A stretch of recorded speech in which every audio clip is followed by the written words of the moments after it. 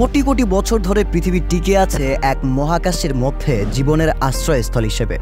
কিন্তু কয়েক শতাব্দীতে আমাদের মানুষ জাতির কর্মকাণ্ডে আমরা আমাদের এই নীল গ্রহের ভারসাম্যই নষ্ট করে ফেলেছি। আচ্ছা, আমরা আমাদের ধ্বংসের পথে হাঁটছি না তো? এই গল্পটা আমাদের ভুল পথে যাওয়ার এবং এর বিপরীতে কি করতে হবে সেই বিষয় প্রসঙ্গে। কলকারখানা বা শিল্প বিপ্লবের সূচনায় মূলত হয়েছিল উন্নতির আশায়, কিন্তু এই উন্নতির সাথে সাথে বায়ু দূষণও কিন্তু বেড়েছিল।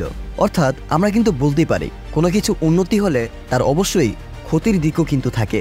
বিভিন্ন জ্বালানি ব্যবহার করে আমরা পৃথিবীর বায়ুমণ্ডলে অতিরিক্ত পরিমাণে কার্বন ডাই অক্সাইড জমা করে ফেলেছি, যার ফলে তাপমাত্রা দ্রুত পরিমাণে বৃদ্ধি পাচ্ছে, বরফ গলছে এবং সমুদ্রের উচ্চতাও দিনের পর দিন বেড়েই চলেছে, যা এই পৃথিবী পৃষ্ঠকে ধ্বংস করার জন্য খুবই গুরুত্বপূর্ণ ভূমিকাও রাখতে পারে বলে আমরা আশা করতে পারি।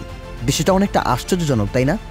আমাদের ক্ষতির জিনিসকে আমরা আবার আশাও করছি। যাই হোক, ইতোমধ্যেই আমরা জলবায়ু পরিবর্তনের বিশাল এক পরিধি দেখছি এবং মনে হচ্ছে পৃথিবীর ধ্বংসের সময় খুবই সন্নিকটে। এর জন্য দায়ী আমরা সবাই।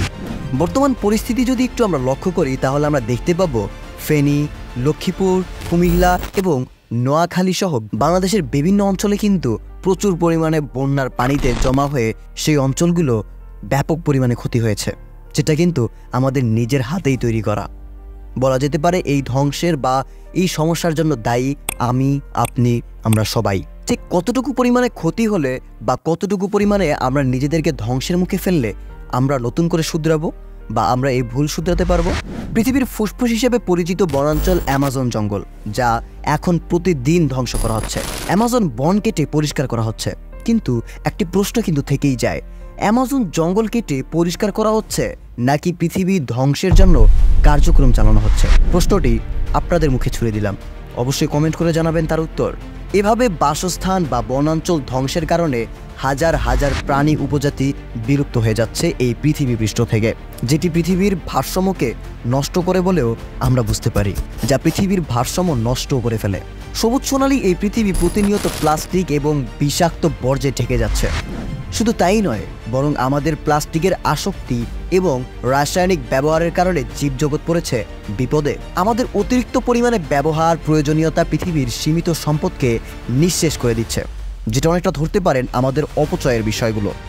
যেমন কোনো একটা বিষয়ে যদি আমাদের খুব অল্প বা পর্যাপ্ত পরিমাণে যা প্রয়োজন, আমরা তার থেকে কয়েক গুণ বেশি অপচয় করে থাকি। অতিরিক্ত মৎস্য শিকার এবং কৃষিকাজ মাটিকে সূক্ষ্ম করে তুলছে। তবুও কিছু আশা কিন্তু থেকেই যায়। বিশ্বজুড়ে মানুষ বাস্তবতাকে মেনে নিয়ে কাজ শুরু করেছে এই পৃথিবীকে নতুন করে নতুন একটি রূপ দেওয়ার জন্য, যাতে এই পৃথিবী খুব জলদি ধ্বংস না হয়ে যায়।